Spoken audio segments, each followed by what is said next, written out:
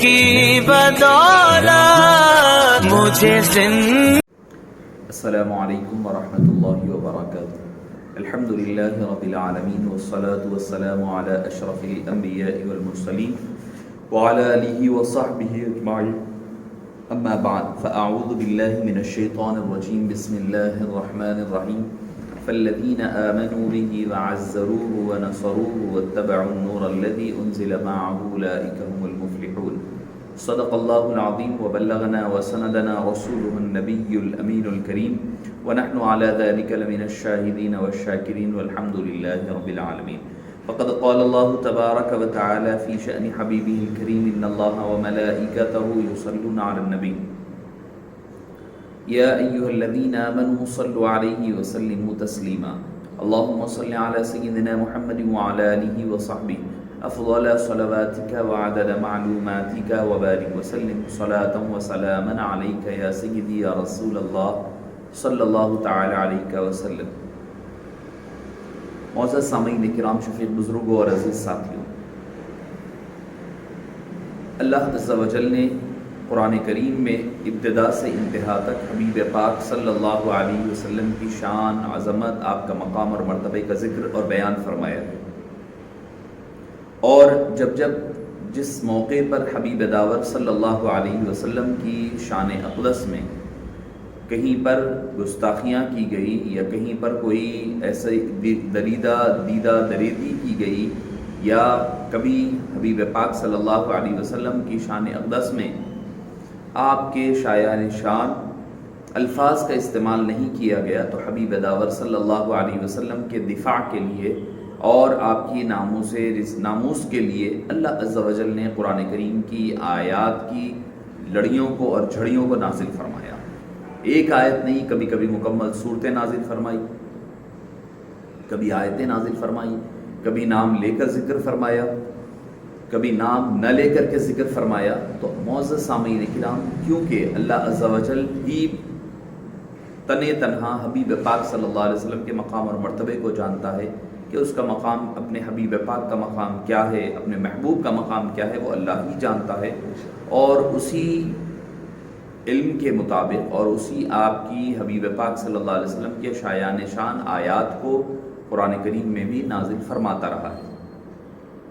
معزز سامعین کرام، جب حبیب داور صلی اللہ علیہ وسلم کو کسی نے ابتر کہا، کئی نام آتے ہیں کہ ولید نے کہا یا جس نے بھی کہا کہ ابتر یعنی آپ کے لڑکوں کی ولادت کے فوری بعد وفات ہونے لگی، تو طعنہ دیتے ہوئے کہ ایسی ذات جن کی اولاد آگے نہیں چل رہی ہے، جن کا نسل ختم ہو رہی ہے، سلسلہ نسل آگے نہیں بڑھ رہا ہے، اس کا ذکر کرتے ہوئے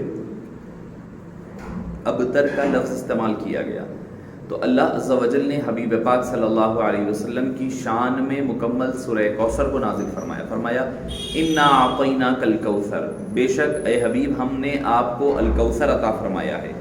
کوثر کیا ہے؟ ہر چیز کی کثرت عطا فرمائی، علم ہے تو علم کی کثرت، اختیارات ہے تو اختیارات کی کثرت، معجزات ہے تو معجزات کی کثرت، امت ہے تو امت کی کثرت، شان و عظمت ہے تو شان و عظمت کی کثرت، یعنی کثرت جس چیز جو عطا فرمایا کثرت سے عطا فرمایا۔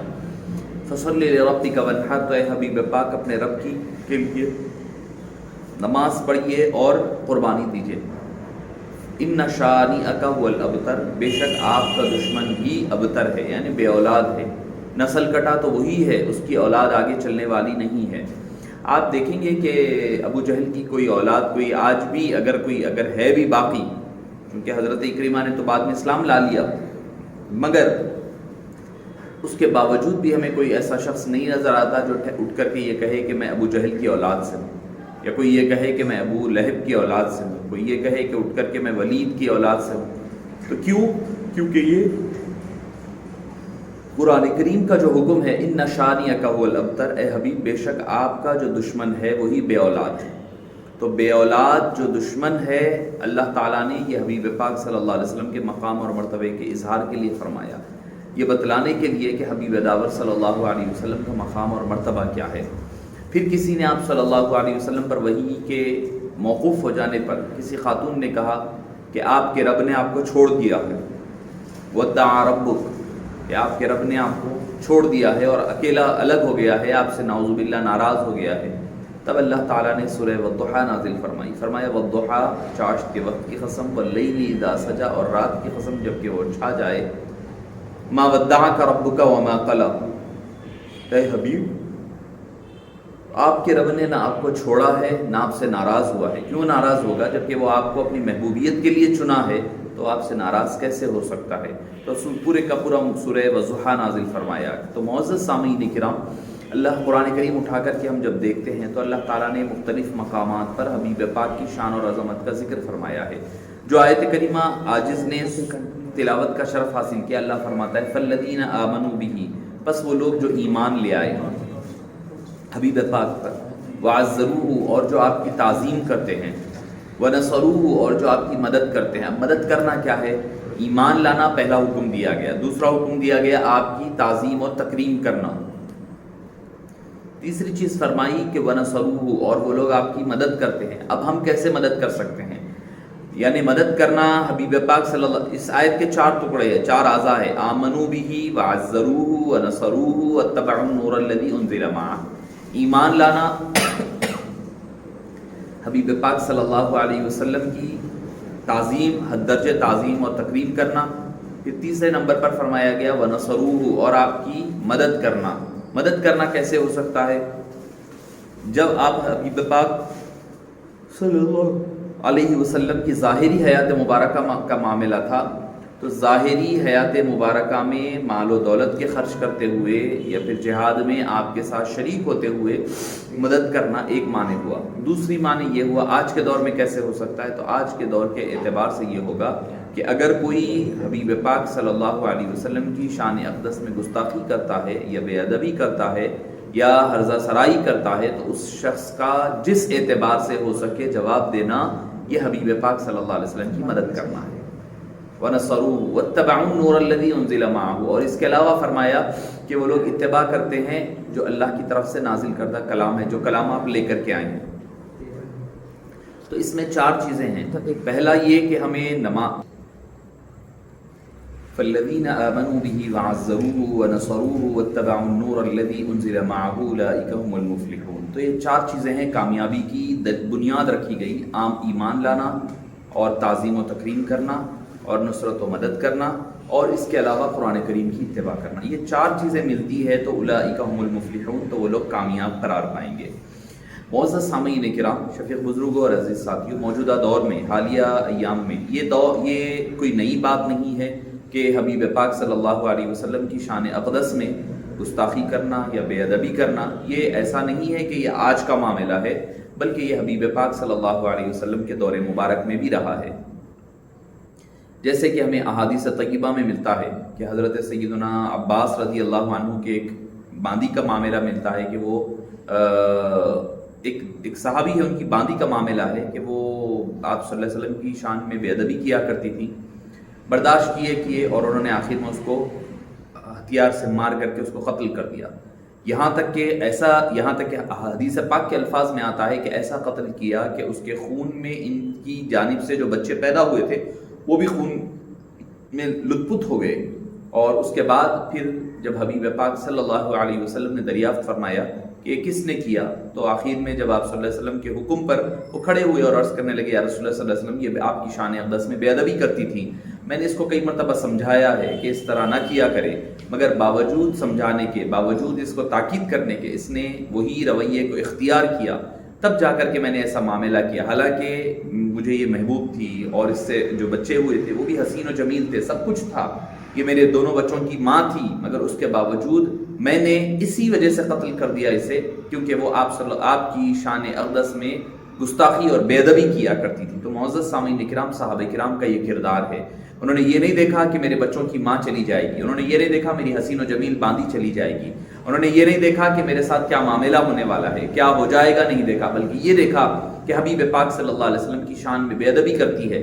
لہٰذا انہوں نے اپنی جان کی پرواہ نہیں کی، اپنی اولاد کی پرواہ نہیں کی، اپنے مال و متاع کی پرواہ نہیں کی. حالانکہ باندی بہت مشکل سے بڑی مال خرچ کرنے کے بعد ملا کرتی ہے، مگر انہوں نے کچھ نہیں سوچا. حبیب پاک صلی اللہ علیہ وسلم نے ان کا دست مبارک کو اٹھایا اور اعلان فرمایا کہ ان کے ساتھ کوئی مواخذہ نہیں کیا جائے گا, ان پر قصاص جاری نہیں کیا جائے گا, انہوں نے جو کچھ بھی کیا وہ حق کیا ہے.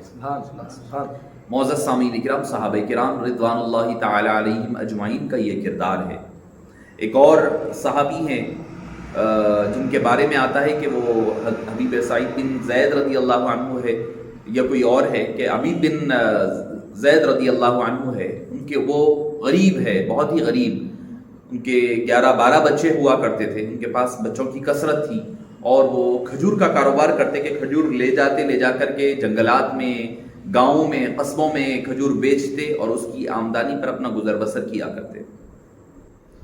جب حبیب داور صلی اللہ علیہ وسلم کی آخری حیات مبارکہ کے آخری ایام میں مسیلمہ الکذاب نے دعوی نبوت کا اعلان کیا, اس نے اپنے جھوٹے نبی ہونے کا دعویٰ کیا, حبیب داور صلی اللہ علیہ وسلم نے خط لکھا, اس کے نام لکھا کہ مسیلمہ الکذاب, نام ہی اس کے نام کے ساتھ جھوٹا کہہ کر کے لکھا, اور فرمایا کہ کون ہے جو جا کر کے یہ خط مسیلمہ کو اس کے دربار میں پڑھ کر کے سنائے, پہنچائے, اور اب اس کو یہ بات پیغام پہنچائے. ابھی کوئی صحابہ کرام ابھی آگے بڑھنے ہی والے تھے کہ حبیب بن زید رضی اللہ عنہ وہ فوری اٹھ گئے. وہ پیچھے بیٹھ کر کھجور کھا رہے تھے, کھاتے کھاتے دوڑتے ہوئے آ گئے, آ کر آپ صلی اللہ علیہ وسلم کے پہلو میں ٹھہر گئے اور کہنے لگے, یا رسول اللہ آپ کا یہ غلام حاضر ہے. صحابہ کرام فرماتے ہیں جب وہ عرض کر رہے تھے تو ان کے منہ سے کھجور کے ٹکڑے گر رہے تھے ہم پر. تو ایک صحابی نے کہا کہ اے حبیب پہلے تو اپنے منہ کے کھجور کھا لو, اس کے بعد کچھ کہو.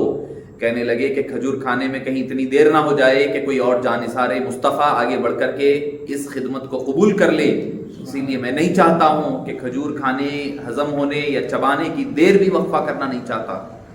تیار ہو گئے, کہنے لگے یار آپ صلی اللہ علیہ وسلم نے دعائیں فرمائیں اور ان کو نیزہ دیا, اونٹ دیا, دے کر کے روانہ فرمایا. وہ مسیلمہ کے دربار میں گئے, جسم پر کپڑے پھٹے ہیں, غریب ہے, مال کے غریب ہے, مگر دل ایمان سے اور عشق مصطفیٰ سے لبریز اور سرشار ہے. کپڑے آنکھ کے پھٹے ہیں, مگر دل اللہ اور اللہ کے حبیب کے نام پر انہوں نے نچھاور کر دیا ہے.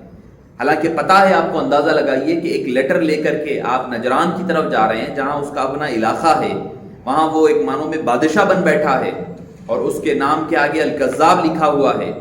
11-12 بچے ہیں ان کے اپنے, چھوٹے ہیں, غریب ہے, مالدار نہیں ہے, قسمہ پرسی کے عالم میں ہے, سب کچھ ہے, مگر انہوں نے یہ نہیں دیکھا کہ میرے بچوں کا میرے بعد کیا ہوگا. میں اگر جاؤں گا وہ مجھے قتل کر دے گا تو میرا کیا ہوگا. یہ صحابہ کرام کا کردار ہے. آج ہمارے اندر اس ولولے کی کمی ہے, ہمارے اندر اس عشق رسول کی کمی ہے, آج ہمارے اندر یہ وارفتگی, سرشاری کی کمی ہے. معزز سامعین کرام, اس صحابی رسول مسیلمہ کے دربار پہنچتے ہیں. وہ جو خط پڑھنے والا ہوتا ہے اس کو خط دے دیتے ہیں, وہ زور سے پڑھ دیتا ہے کہ مسیلمہ الکذاب, جھوٹا. سارے لوگوں کے سامنے جگہسائی ہو جاتی ہے کہ کسی نے کبھی اس کو جھوٹا نہیں کہا ہے, حبیب مصطفیٰ کی زبان ہی نکلا ہے. بڑا آگ بگولا ہو گیا, بول کر کے کہنے لگا ٹھیک ہے یہ تو تمہارے نبی کا لکھا ہوا ہے صلی اللہ علیہ وآلہ وسلم, مگر یہ بتاؤ تمہارا اس بارے میں کیا عقیدہ ہے. انہوں نے کہا, اندازہ لگائیے وہ غریب بھی ہیں, اہل و عیال والے بھی ہیں, کثیر العیال بھی ہیں, اس کے باوجود کہنے لگے کہ میرے مصطفیٰ جان رحمت کچھ فرما دے, اور ان کے غلام اس کے بعد کچھ سوچنے لگے, یہ تو ہو ہی نہیں سکتا, مصطفیٰ نے جو کہا ہے حق کہا ہے, سچ کہا ہے, اس میں کوئی دو رائے نہیں ہے, جو لکھا ہے وہ حق لکھا ہے, جو کہا ہے وہ سچ کہا ہے. اس نے آگے بڑھ کر کے اپنے نیزہ نکالا اور آپ کے ہاتھ دست مبارک پر حملہ کیا, زخمی کر دیا. پھر زخم دے کر کے پوچھنے لگا, اب بتاؤ اب کیا رائے ہے تمہاری اس بارے میں, اس خط کے بارے میں جو خط میں لکھا گیا ہے کہ میں جھوٹا ہوں. کہنے لگے, ارے نادان, تجھے نہیں پتا ہوگا کہ مصطفیٰ کے جانثار کیسے ہوتے ہیں, مصطفیٰ کا صحابی کیسے ہوتا ہے. یہ ایسا ویسا نہیں ہوتا. تم اگر زخم دیتے جاؤ گے اس کی ایمانی حرارت اور بڑھتی جائے گی. اسلام کی فطرت میں قدرت نے لچک دی ہے, اتنا ہی یہ ابھرے گا جتنا کہ دباؤ گے. جیسے ایک اسپرنگ ہوتا ہے, اسپرنگ کو ہم جتنا دبا کر چھوڑیں گے, ہاتھ ہٹائیں گے, اسپرنگ اتنے پریشر سے اوپر جایا کرتا ہے. اسلام کی فطرت میں اللہ نے یہ شان رکھی ہے, یہ عظمت رکھی ہے. اسلام کی فطرت میں قدرت نے لچک دی ہے, اتنا ہی یہ ابھرے گا جتنا کہ دبائیں گے. تو معزز سامعین کرام، صحابی رسول پر وہ وار پر وار کرتا گیا مگر ان کی زبانی ایک ہی لفظ نکلتا گیا، جو کچھ حبیب نے فرما دیا وہ حق ہے، وہ سچ ہے، اس میں کوئی دو رائے اور گنجائش نہیں ہو سکتی، یہاں تک کہ اس صحابی رسول کو شہید کر دیا گیا۔ ادھر حبیب دعوت صلی اللہ علیہ وسلم کے چشمان مقدس سے آنسو جاری ہیں، ریش مبارک بھیگ چکی ہے۔ اب کوئی پوچھنے والا پوچھے گا کہ حبیب پاک کو یہ علم کیسے ہو گیا؟ آپ تو مدینے میں ہے، وہ نجران میں بارڈر پر ہے، جو آج ریاض کا نجد کا جو بارڈر ہوتا ہے وہ ایریا ہے۔ اللہ کے حبیب صلی اللہ علیہ وسلم ہیں، دو عالم کے مختار ہے، اللہ نے سب کچھ عطا فرما کر کے روانہ فرمایا ہے۔ حبیب پاک صلی اللہ علیہ وسلم سے صحابہ کرام نے آپ کے اس آبدیدہ ہونے اور غمزدہ ہونے کا سبب پوچھا تو آپ نے فرمایا کہ میرا وہ جان نثار شہید ہو گیا ہے۔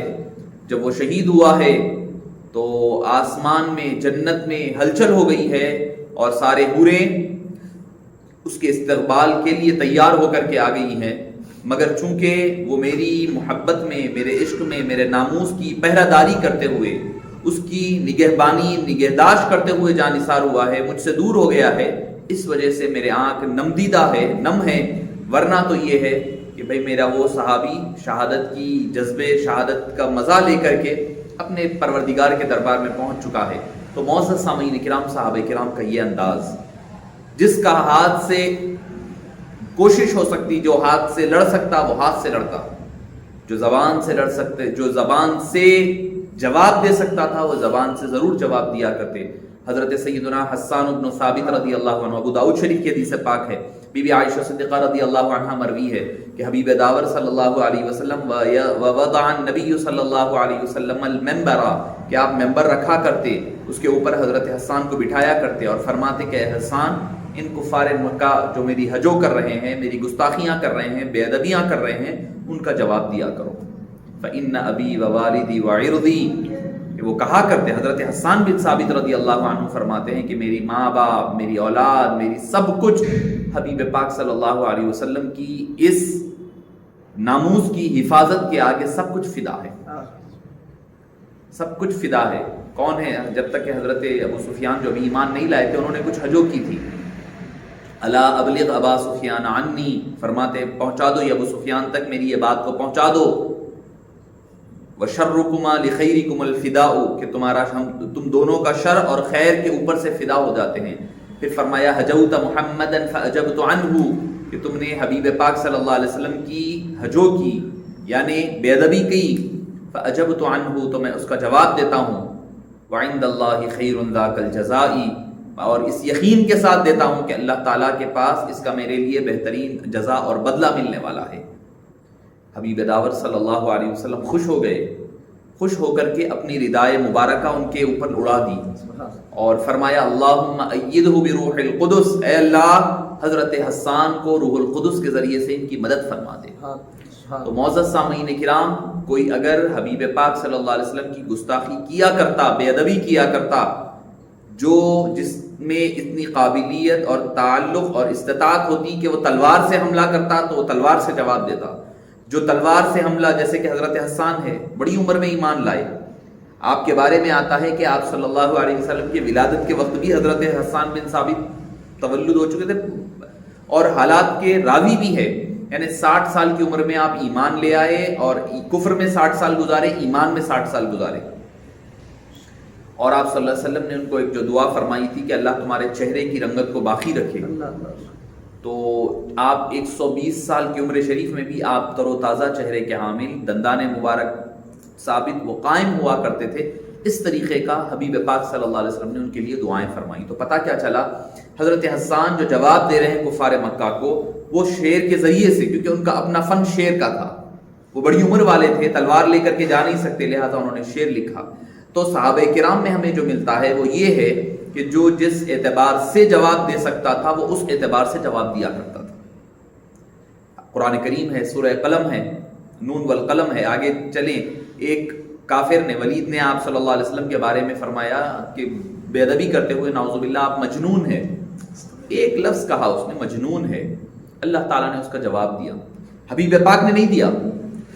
اچھا، میں جو آپ کو جو باتیں بتا رہا ہوں اس میں دو چیزیں ہیں، ایک یہ کہ کچھ لوگ جو ہے مکی زندگی میں بھی آپ صلی اللہ علیہ وسلم کی بے ادبی کی ہے، جیسے کبھی آپ نماز میں تھے تو لا کر کے اونٹ کی اجڑی ڈال دی گئی، آپ کو پتھر مارے گئے، مجنون کہا گیا، ساحر کہا گیا، نہ جانے شاعر کہا گیا، ساحر کہا گیا. پھر کبھی طائف کے میدان میں آپ پر پتھرے برسائے گئے، آپ کو لہو لعان کیا گیا. آپ صلی اللہ علیہ وسلم نے وہاں جواب نہیں دیا. ایک ہے مکی دور میں آپ صلی اللہ علیہ وسلم کی بے ادبیاں اور مدنی دور میں بے ادبیاں. تو ہوا یہ کہ اس نے آپ صلی اللہ علیہ وسلم کو مجنون کہا، اللہ تعالیٰ نے جواب دیا. حبیب پاک نے جواب نہیں دیا، اللہ تعالیٰ نے دیا. ما انت بنعمت ربک بمجنون، اے حبیب پاک صلی اللہ علیہ وسلم اپنے رب کی نعمتوں سے آپ مجنون یا دیوانہ پن کا جو لوگ اعتراض آپ پر الزام لگا رہے ہیں وہ جھوٹا ہے. وَإِنَّكَ لَعَلَىٰ خُلُقٍ عَظِيمٍ، بلکہ آپ تو عظیم خلق کے مالک ہیں، عظیم اخلاق والے ہیں. نہیں، علامہ پیر کرم شاہ ظریع علیہ الرحمٰن نے اس کا ایسا ترجمہ میں سمجھتا ہوں کہ کسی اور جگہ مجھے پڑھنے کا اتفاق نہیں ہوا. کسی نے کہا کہ آپ عظیم اخلاق والے ہیں، بڑے اچھے اخلاق والے ہیں، کسی نے کچھ کہا، کسی نے کچھ کہا. پیر کرم شاہ ظریع علیہ الرحمٰن نے لکھا کہ آپ عظیم خلق کے مالک ہیں، آپ عظیم خلق والے نہیں ہیں، مالک ہے، جس کو چاہتے ہیں خلق عطا فرما دیا. اس کے بعد آگے کیا فرمایا قرآن نے، وَلَا تُطِعْ كُلَّ حَلَّافٍ مَّهِينٍ، جھوٹی قسمیں کھانے والا، جھوٹی باتیں اٹھانے والا، چغلخوریاں کرنے، ہمازٍ مشاء بنمیم مناع للخیر معتد اثیم عتل بعد ذلک زنیم ان کان ذا مال وبنین اذا تتلی علیہ آیاتنا. یہاں تک کہ اللہ تعالیٰ نے اس کی 10 قباحتوں کا ذکر کیا، یہاں تک کہ آخر میں یہ تک کہہ دیا کہ وہ ولد الزنا ہے، یعنی اس کی نسل پاک نہیں ہے. معزز سامعین کرام، وہ اپنی ماں کے پاس گیا، جا کر کہا قرآن نے جو 9 برائیاں کہا وہ 9 برائیاں مجھے قبول ہے، میرے اندر ہے، مگر 10ویں برائی کے بارے میں بتا کیا میں اپنے باپ کا بیٹا ہوں یا نہ ہوں، ورنہ تیری تلوار گردن مار دوں گا. وہ کہنے لگی کہ ہاں صحیح ہے کہ تو اپنے والد کا نہیں کسی اور کا بیٹا ہے. تو پتہ کیا چلا کہ جو اس قسم کی حرکتیں کرتے ہیں، جو گستاخیاں کرتے ہیں، بے ادبیاں کرتے ہیں، ان کی نسل مقطوع النسل ہوا کرتے ہیں، ان کی نسلیں اپنی اصل سے ہٹی ہوئی رہتی ہیں. جو اصل والا ہوتا ہے وہ اصل کے اصل کو بھولا نہیں کرتا. جن کی نسل منقطع ہوتی ہے، جو نسل سے کٹے ہوتے ہیں، وہ اصل کی اصل الاصول کو بھول جایا کرتے ہیں. وہ ہے حبیب پاک سے، کیونکہ ہماری جانوں کی اصل حبیب پاک ہے، ہمارے ایمان کی بنیاد حبیب پاک ہے، ہمارے ایمان کا مصدر حبیب پاک صلی اللہ علیہ وسلم ہے. تو اصل جو ہوتا ہے وہ اصل سے نہیں کٹا کرتا، جو نسل سے کٹا ہوتا ہے وہ اصل سے منقطع ہوتا ہوا نظر آتا ہے. تو معزز سامعین کرام، حبیب پاک صلی اللہ علیہ وسلم کی جو حالیہ شان اقدس میں گستاخیاں ہوئی ہے، بے ادبیاں ہوئی ہے، میں بڑی معذرت خواہی کے ساتھ جمیع علماء کرام، جمیع مشائخ اعظام، تمام قائدین، عمائدین وغیرہ سب سے میں مؤدبانہ التماس بھی ہے اور ایک شکوہ بھی ہے.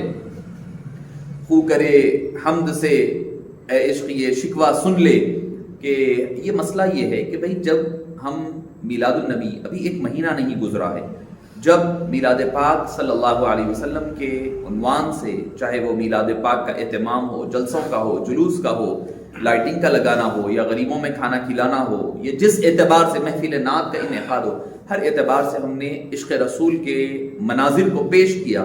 مگر آج کیا بات ہے، کیوں ہم خاموش بیٹھے ہوئے ہیں؟ کس بات کا ہمارے اندر خوف ہے؟ اور کیوں ہم دیکھ رہے ہیں کہ دوسرے مقامات پر بڑے بڑے احتجاج ہو رہے ہیں، جس اعتبار سے بھی ہو، جو آپ کی نوعیت کا ہو. اگر آپ کے اللہ تعالیٰ نے ہاتھ سے روکنے کی صلاحیت دی ہے تو ہاتھ سے روکیں، اگر کسی کو اللہ نے وہ صلاحیت نہیں دی ہے تو زبان سے روکیں. تو معزز سامعین کرام، یہ ہمارا جو رویہ ہے، سرد مہری ہے. ہم کس اعتبار سے، ہم ابھی سوچتے سوچتے اتنا سوچ رہے ہیں، سوچتے سوچتے ہو یہ رہا ہے کہ ابھی طے ہو رہا ہے، ہوتے ہوتے ہماری طبیعتیں اس چیز کو قبول کرنے کے قابل بن جا رہی ہیں. ہمارے دلوں میں یہ ہو رہا ہے کہ بعد میں ٹھیک ہے بھائی بول لے رہا ہوں، پاگل ہے، چھوڑ دو اس کو. مگر جو حبیب پاک صلی اللہ علیہ وسلم کی شان اقدس میں گستاخی، یقیناً اللہ تعالیٰ اس کا یقیناً بدلہ لے گا، اللہ تعالیٰ اس کو سزا دے گا، یقیناً اس میں کوئی دو رائے نہیں ہے. ابتدا سے انتہا تک ہر ایک نے دیکھا ہے، یہ ہوگا، ہو کر رہے گا. مگر اس میں ہمیں اپنا کردار بھی تو ادا کرنا ہے. کافی نہیں کہ بیٹھ کے مدح و ثنا کریں، اٹھو کہ آج حق محبت ادا کریں. خالی بیٹھ کر کے ہم یہ سمجھیں گے کہ ٹھیک ہے بھائی اللہ دیکھ لے گا. یقیناً اللہ دیکھے گا. اللہ کے پاس کوئی نہ دیر ہے نہ اندھیر ہے، اس کو پتا ہے کہ کب کس وقت کرنا ہے. وہ اپنے اعتبار سے اپنے مرضی اور منشے کے مطابق کرے گا. مگر ہماری سرد مہری ہمارے ایمان کے ایسا نہ ہو کہ خاتمے کی طرف نہ لے کر چلے جائے. جس کو علامہ اقبال خود کہتے ہیں، فاقہ کشی سے موت سے ڈرتا نہیں ہے وہ، روح محمد اس کے بدن سے نکال دو. مسلمان فاقہ کشی سے نہیں مرتا، موت سے نہیں ڈرتا. اس کو اگر مارنا ہے تو اس کے دلوں سے روح محمد نکال دو. تو کیا ہماری جو میلاد پاک میں ہم نے جو اہتمام کیا تھا، الا ماشاءاللہ کہ ہمارے اہل سنت والجماعت کے پلیٹ فارم سے بہت الا ماشاءاللہ کم ہی حضرات سے ہم نے سنا ہے اس عنوان کے تحت کہ بھئی اس ملعون نے، اس کا نام بھی لینا میں اپنی زبان پر گوارا نہیں کروں گا، اس ملعون کا جو جسارتیں ہیں یقیناً اس کا اللہ یقیناً اللہ کے ہاتھ حوالے ہے، وہ یقیناً اللہ تعالیٰ اس کا بہترین اس کو ٹھکانے پر پہنچائے گا. مگر معزز سامعین کرام، ہم بھی تو کہیں پر اپنا کردار ادا کرنا ہوگا، کہیں پر تو اپنا کردار ادا کرنا پڑے گا، کہیں پر چاہے زبان کے ذریعے سے ہو چاہے قلم کے ذریعے سے. اب مجھے افسوس اس بات کا ہے کہ اس نے کتاب لکھ دیا ہے، لکھ کر تقریباً 1 مہینہ ہونے کے قریب آ رہا ہے، اور اب تک اس کے جواب میں کوئی کتابی شکل، بھائی کتاب لکھا ہے نا اس نے، تو کتابی طور پر اس کا جواب علمی طور پر دیا جاتا تو میں سمجھتا ہوں کہ کیا ہی بہترین جواب ہوا کرتا، مگر ہم اس سے بہت دور نظر آ رہے ہیں. تو معزز سامعین کرام، ایسے ماحول میں، ایسے پرآشوب دور میں ہماری کیا ذمہ داری بنتی ہے؟ سب سے پہلی ذمہ داری یہ بنتی ہے کہ ہم یقیناً اس ملعون اور مردود نے جو گستاخیاں بے ادبی کی ہے حبیب پاک صلی اللہ علیہ وسلم کی شان اقدس میں، زبانی طور پر یہ جائزہ ہمیں اپنا لینا ہوگا کہ عملی طور پر کیا ہم کہیں کوئی گستاخی حبیب پاک صلی اللہ علیہ وسلم کی تو نہیں کر رہے ہیں، کہیں ہم حبیب پاک صلی اللہ علیہ وسلم کے دل دکھانے کا باعث تو نہیں بن رہے ہیں. ہو سکتا ہے کہ وہ ظاہر نظر آ رہا ہے، ہم اس پر فتوے تو دے رہے ہیں، زبانی طور پر بیان کر رہے ہیں، مگر کہیں ایسا نہ ہو کہ ہم اپنے اندر، اپنے گھروں میں، اپنی مدارس میں، اپنی خانقاہوں میں، اپنی بارگاہوں میں ایسا کوئی عمل تو نہیں کر رہے ہیں جس سے حبیب پاک صلی اللہ علیہ وسلم کی ناراضگی کا باعث بن رہے ہیں. صحابہ کرام نے جہاں پر ان گستاخوں کے سرقلم کی بات بھی ملتی ہے، ایک صحابی رسول آپ صلی اللہ علیہ وسلم کی خدمت میں حاضر ہوئے، ان کے ہاتھ میں سونے کی انگوٹھی تھی، حبیب پاک صلی اللہ علیہ وسلم نے ان کو ناپسندیدگی کی نظر سے دیکھا اور نظر کو پھیر لیا. اس صحابی رسول اس بات کو بھانپ گئے اور وہ انگوٹھی اتار کر کے مسجد کے باہر پھینک دی، اور آپ صلی اللہ علیہ وسلم پھر دوبارہ جب اس طرف پلٹے تو اس طرف دیکھ کر کے آپ صلی اللہ علیہ وسلم نے اپنی خوشنودی کا اظہار فرمایا. بعد میں لوگوں نے کہا کہ ٹھیک ہے آپ نے پھینک دیا، ہو گئی بات، چلو آپ صلی اللہ علیہ وسلم ناپسند کیے تھے، اب اٹھا لو، اٹھا کر کے اپنی بیوی کو دے لو یا بیچ کر کے کوئی چیز خرید لو اس کے عوض میں. انہوں نے کہا کہ اس انگوٹھی جس سے حبیب پاک کی ناراضگی کا باعث بنا ہے اس کو میں نہ اٹھانا پسند کروں گا، نہ اس سے خرید و فروخت کرنا پسند کروں گا. کیا ہمارا ایسا کردار ہے آج؟ کیا ہم اپنی دین دنیا کو حبیب پاک صلی اللہ علیہ وسلم کی لائی ہوئی شریعت کے اور اتباع کے مطابق گزار رہے ہیں؟ کہیں ایسا تو نہیں کہ ہم بے ادبیاں اپنے گھروں میں حبیب پاک کی گستاخیاں کر رہے ہوں اور ہمیں اس بات کا پتہ بھی نہ چل رہا ہوگا کہ ہم ایسی بے ادبیاں اور گستاخیوں کے مرتکب ہو رہے ہیں؟ پہلی چیز تو اپنا جائزہ لینا ہوگا، کیا ہمارے پاس ایسی کوئی چیز ہو رہی ہے جس سے حبیب پاک صلی اللہ علیہ وسلم کی ناراضگی کا باعث بن رہے ہیں؟ نمبر 2، ہمارے اندر اتحاد اور اتفاق پیدا کرنے کی ضرورت ہے. سب سے اہم ضرورت ہے. جب تک ہم بٹے رہیں گے، ٹکڑیوں میں بٹے رہیں گے، عشرت ایک قطرہ ہے دریا میں فنا ہو جانا. جب تک ایک قطرہ قطرہ ہے، کبھی دھوپ کی شعائیں آ کر کے اس کو سکھا دے گی، دھوپ کی سورج کی تمازت اس کو سکھا کر دے گی، غائب کر دے گی. اگر وہی قطرہ سمندر کے اندر ضم ہو جائے گا تو وہ قطرہ کبھی موج بھی بن سکتا ہے، کبھی ایک طوفان کی ایک لہر اور موج بھی بن سکتا ہے، مگر کب؟ جب وہ قطرہ پانی سمندر کے اندر جائے گا تبھی جا کر کے اپنا کوئی کردار ادا کر سکتا ہے. تو دوسری جو اہم ہمیں کرنے والا کام ہے وہ اتحاد اور اتفاق. ہم اپنے اندرونی مسائل میں اتنے الجھ چکے ہیں کہ غیر اپنی ساری تیاریاں کر رہے ہیں. وہ آپ کا تھرمامیٹر یعنی آپ کا بخار، اندر کا ایمانی حرارت کو جانچنے کا ایک یہ پیمانہ دیکھ رہے ہیں. کیا مسلمان ابھی سو رہا ہے یا جاگ رہا ہے، بیدار ہے یا سو رہا ہے؟ کیونکہ ایک پیمانہ یہی ہے سب سے اہم پیمانہ جو ہماری ایمان کی بنیاد ہے، وہ ہے حبیب پاک صلی اللہ علیہ وسلم کی ذات پاک، آپ کا عشق رسول. مسلمان سب کچھ گوارا کر سکتا ہے، سب کچھ گوارا کر سکتا ہے، مگر اپنے آقا نامدار صلی اللہ علیہ وسلم کی شان اقدس میں ایک ہلکی برابر بے ادبی بھی گوارا نہیں کر سکتا. حبیب پاک تو دور کی بات ہے، ان کے صحابہ کی بے ادبی گوارا نہیں کر سکتا، ان کے اہل بیت اطہار کی بے ادبی گوارا نہیں کر سکتا، آپ کے شہر مبارک کی بے ادبی گوارا نہیں کر سکتا، بلکہ اولیاء کرام جو بعد میں ابھی آنے والے بعد کے 1400 سال بعد میں بھی اگر اولیاء علماء ہے تو ان کی تھوڑی سی بھی بے ادبی ہمارے لیے گوارا نہیں ہے. تو یہ ان کو بھی پتا ہے، مسلمانوں کا اس سے سینٹیمنٹ جڑا ہوا ہے، تو یہ جانچنے کے لیے، چیک کرنے کے لیے کرتے ہیں کہ مسلمان بیدار ہے یا سو رہا ہے، یہ چیک کرنے کے لیے کیا کرتے ہیں۔ جیسا آپ نے دیکھا ہوگا کہ سلمان رشدی آیا تھا، تسلیمہ نسرین آئی، کئی ایسے لوگ آئے، ہوا کیا ہے اس کے بعد، ان کے واقعات کے بعد، ان کی کتابوں کے بعد، ان لوگوں کے میزوں پر قرآن دیکھا گیا، حبیب پاک کی سیرت پاک کی کتابیں دیکھی گئی، جو آپ صلی اللہ علیہ وسلم کا نام لینا گوارا نہیں کرتے، قرآن کریم کا اور اسلام کا نام لینا گوارا نہیں کرتے۔ کیوں؟ کیونکہ ان کو یہ ہوا کہ بھئی کیا یہ بات صحیح ہے، وہ دیکھنا چاہتے تھے، وہ سمجھنا چاہتے تھے جو انہوں نے کہا ہے کیا وہ صحیح میں قرآن میں ہے یا وہ صحیح حدیث میں ہے۔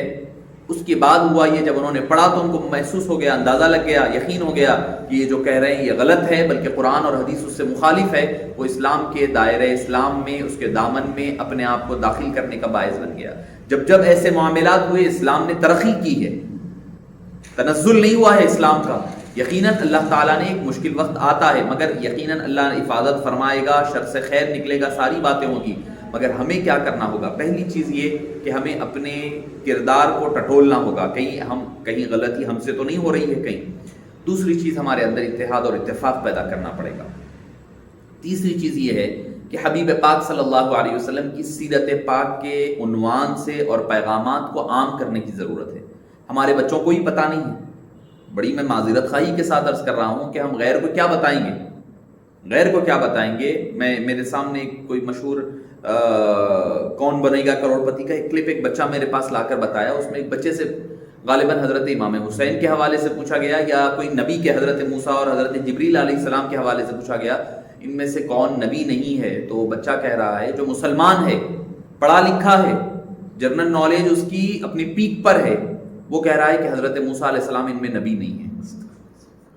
تو معزز سامعین کرام، ہمارا یہ رویہ ہے تو ہم کیا دوسرے کے سامنے ایکسپلین کریں گے؟ سامنے اس کے آگے ہم کیا بات بتائیں گے؟ ہمیں خود پتہ نہیں ہے کہ ہمارے اندر کتنی کامیاں ہیں۔ تو پہلی چیز، خود کو حبیب پاک کی سیرت پاک سے آراستہ کرنا پڑے گا۔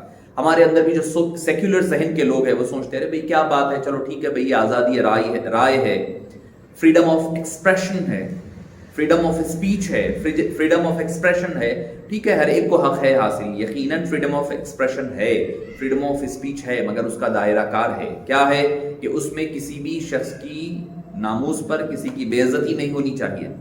اگر مثال کے طور پر اگر ہم کسی کے بارے میں کہہ دیں، کوئی پرائم منسٹر کے بارے میں غلط کہہ دے تو ڈیفیمیشن کیس ہم پر درج ہو جاتا ہے۔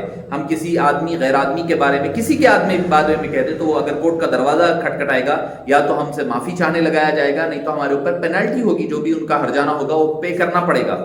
حتیٰ کہ عزت جو کہا جاتا ہے ڈیفیمیشن کیس، وہ یہی تو ہوتا ہے۔ کیا ہوتا ہے کہ بھئی ہر ایک کی اپنی پرسنالٹی ہے، اس کی پرائیویسی ہے، اس کے اندر داخل ہونے کی کسی اور کو اجازت نہیں ہے۔ یہ آج کا فریڈم آف ایکسپریشن کہتا ہے، یہ تو اسلام نے بھی پہلے یہی سکھایا ہے۔ اسلام نے بھی یہی کہا ہے کہ بھئی تم کسی کے اور معاملات میں تجسس مت کرو، کسی کے معاملات میں تانگ جھانک مت کرو، ہر ایک کی عزت نفس ہے۔ بئس الاسم الفسوق بعد الایمان، کسی کو برے القاب سے مت پکارو، ولا تنابزوا بالالقاب، برے القاب سے مت پکارو، کسی کی توہین مت کرو۔ یہ عام انسانوں کی بات ہو رہی ہے۔ لا یسخر قوم من قوم کہا، مومنن لا یسخر قوم من قوم کہا، مؤمن نہیں فرمایا کہ ایک مومن دوسرے مومن کی بے عزتی نہ کرے، یہ نہیں فرمایا، مذاق اڑائے نہیں۔ لا یسخر قوم من قوم عسى ان يكونوا خيرا منهم ولا نساء من نساء عسى ان يكن خيرا منهن ولا تلمزوا انفسكم ولا تنابزوا بالالقاب۔ تو یہ جو حکم قرآن کریم نے تو پہلے سے ہی فریڈم آف ایکسپریشن کے بارے میں قانون بنا چکا ہے، ہر ایک کی عزت نفس، ہر ایک کی آزادی رائے کا اظہار فرمایا ہے، مگر اس میں کسی کی بے عزتی نہ ہونی پائے۔ اور اسلام بھی کہتا ہے، ہم یہ نہیں کہہ رہے ہیں کہ بھئی ہم اپنے مذہب کے، اپنے صاحب اسلام کی عزت اور ناموس کی بات کرے، دوسرے کو گالی گلوچ کرے، نہیں، قرآن نے ہمیں وہ بھی ترغیب نہیں دی ہے، اس سے بھی روکا ہے۔ وَلَا تَسُبُّوا الَّذِينَ يَدْعُونَ مِن دُونِ اللَّهِ فَيَسُبُّوا اللَّهَ عَدْوًا بِغَيْرِ عِلْمٍ، فرمایا کہ تم دوسرے معبودوں کو گالی گلوچ مت کرو، کیونکہ وہ تمہارے معبود اللہ کے بارے میں وہ بغیر علم رکھے کہ وہ گالی گلوچ اور بے ادبی کرنے لگیں گے۔ اسلام کی تو یہ تعلیمات ہیں، اسلام تو یہ کہتا ہے، اپنی تبلیغ کا ایک دائرہ ہے، تبلیغ کے دائرے میں رہ کر کے حکمت کے ساتھ، موعظت کے ساتھ، اپنی بات اچھائی کے ساتھ۔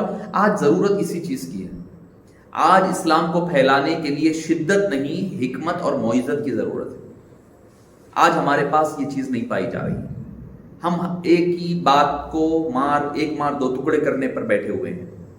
میں نے تیسری بات کہی تھی کہ حکمت، اور تیسری بات میں نے کہی تھی سیرت پاک کا خود علم حاصل کریں، سیرت پاک کو عام کریں، اس کے جلسے کریں، اس کے جو ہو سکتا ہے، اور ان جلسوں میں، ان سیمینارز میں، کانفرنسز میں، ورکشاپس میں غیر مسلم کو دعوت دیں، ان کو بلا کر بتائیں یہ تعلیمات کیسے، ہندی میں ہیں، ہندی میں پرنٹ کر کے بکلیٹ دیں، انگلش میں دیں، رومن انگلش میں دیں، جو لینگویج تیلگو میں دے کر کے ان کو بتائیں یہ ہمارے حبیب پاک صلی اللہ علیہ وسلم کا کردار ہے، یہ بدبخت تو یہ ہرزہ سرائی کر رہا ہے مگر کردار حقیقی یہ ہے۔ ان کو جب یہ پتا چلے گا تو ان کو بھی سمجھ آئے گی، وہ خود آپ کی تائید کے لیے ٹھہرنے کے لیے تیار ہو جائیں گے۔ تیسری چیز، چوتھی چیز ہے کہ ہمیں اب تبلیغ کے اپنے انداز کو تبدیل کرنا ہوگا۔ کیا کہ حکمت اور موعظت کے ساتھ، محبت کے ساتھ، ہمارے اندر خاص طور پر معافی کے ساتھ اہل سنت والجماعت میں حکمت اور موعظت کی بہت بڑی کمی ہے۔ غیر حضرات کو دیکھیں گے آپ، میرے گھر پر آئیں گے، ایک مرتبہ کھٹکا ماریں گے، کہیں گے حضرت چلیے ساتھ، میں نہیں آؤں گا، معلوم ہے ان کو میں نہیں آتا ہوں، پھر دوسرے دن آئیں گے، پھر کھٹکا ماریں گے، پھر نہ جواب ملے گا، پھر چلے جائیں گے، تیسرے دن آئیں گے، پھر نہ جواب ملے، 10 بار ماریں گے مگر وہ نا امید نہیں ہوں گے۔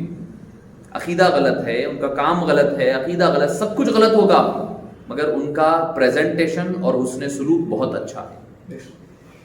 ہمارا کام سب صحیح ہے، ہمارا عقیدہ صحیح ہے، ہمارا پریزنٹیشن کے معاملے میں ہم مار کھاتے ہیں۔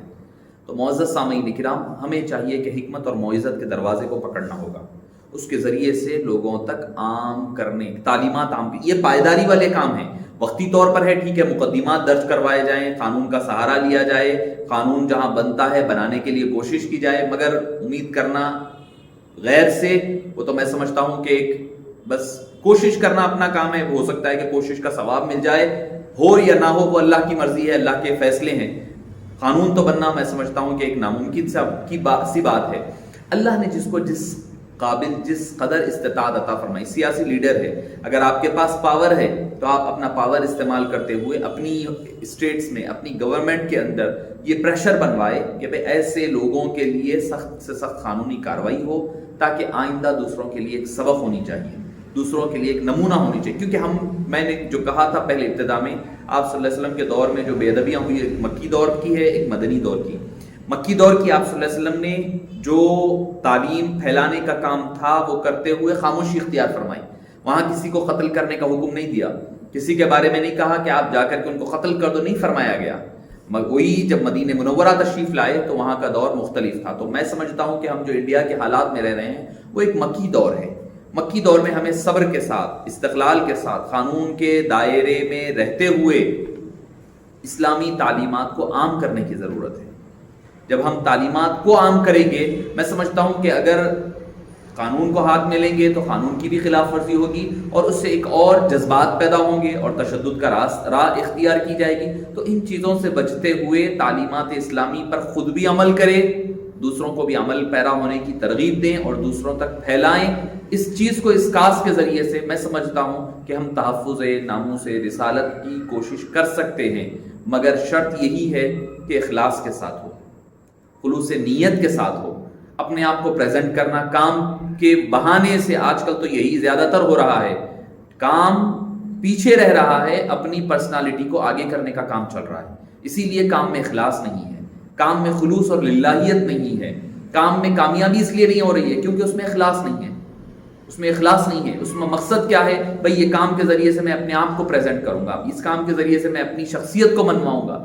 آج زیادہ تر حضرات کی یہی کوشش ہے۔ تو جب یہ کوشش کریں گے آپ تو اس میں برکتیں نہیں ہوگی، اللہ اور اللہ کے حبیب صلی اللہ علیہ وسلم کی رضا شامل نہیں ہوگی۔